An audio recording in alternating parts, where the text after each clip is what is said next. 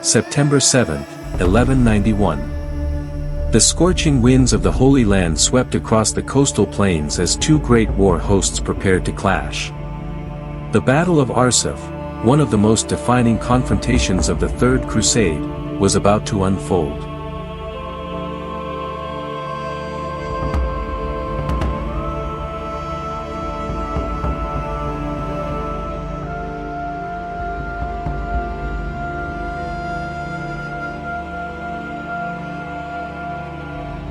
On one side stood a coalition of Crusader forces led by Richard I of England, Richard the Lionheart, fresh from their triumph at Acre. Opposing them was a far larger army commanded by the legendary Sultan Saladin, determined to halt the Crusaders' advance and protect Jerusalem at all costs.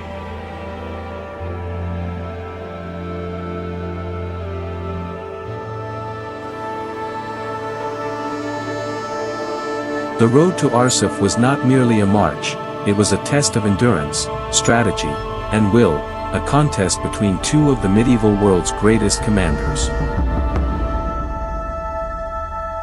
After capturing Acre earlier in 1191, Richard understood that the key to retaking Jerusalem lay in seizing the vital port city of Jaffa. In August, he began a cautious march south along the Mediterranean coast, his right flank guarded by the sea, secured by an Egyptian fleet captured at Acre.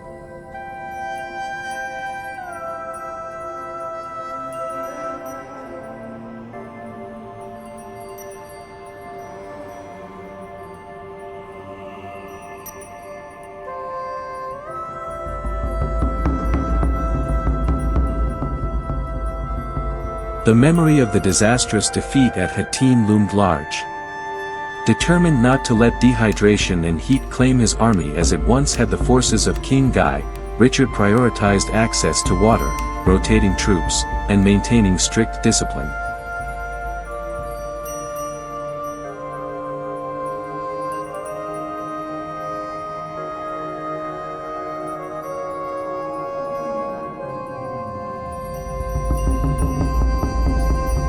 The Crusader column was a moving fortress. At its core, 12 elite cavalry regiments, each 100 knights strong, marched with unwavering order. Infantry units shielded the landward side, absorbing the brunt of enemy missiles. Crossbowmen formed protective outer ranks, loosing bolts at Saracen raiders when opportunity allowed. On the seaside, the baggage train advanced under the watch of rested infantry, rotated regularly to ensure their strength under constant harassment.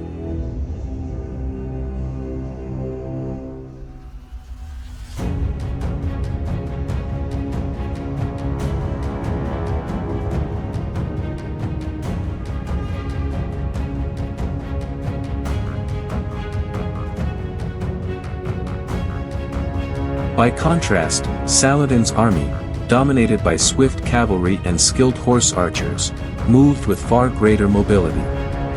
His forces shadowed the Crusaders, raining arrows from a distance, testing their discipline, probing for weakness.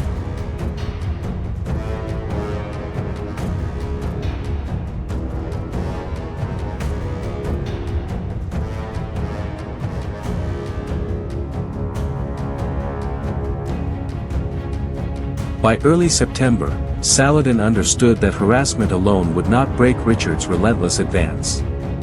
A decisive blow was needed, and the dense woodland near Arsuf, known as the Wood of Arsuf, offered the perfect ground for ambush.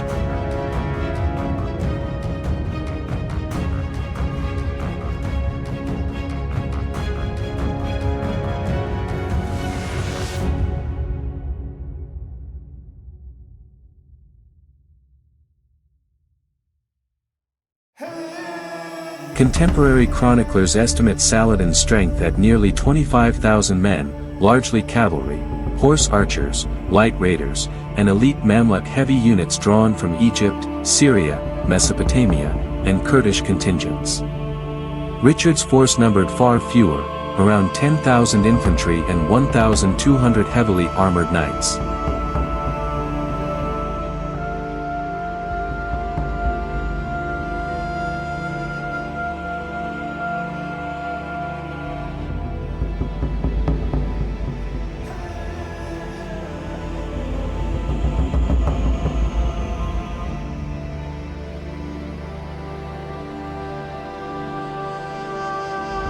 At dawn on September 7th, Richard's scouts reported enemy movement.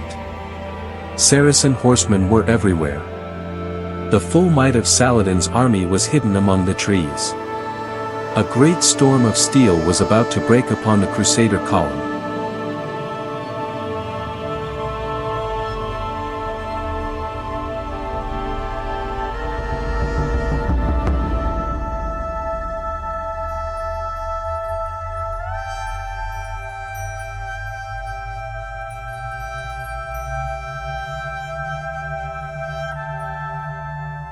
Richard responded with meticulous precision. The disciplined military orders, the Knights Templar at the vanguard under Robert de Sable, and the Knights Hospitaller guarding the rearguard under Garnier de Nablus, took their positions at the most vulnerable ends of the formation.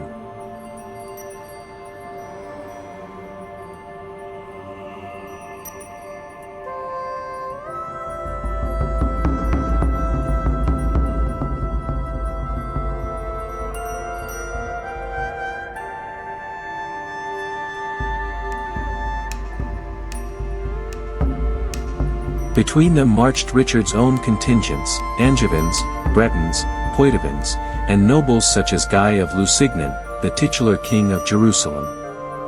Every man knew the march could turn into a battlefield within moments.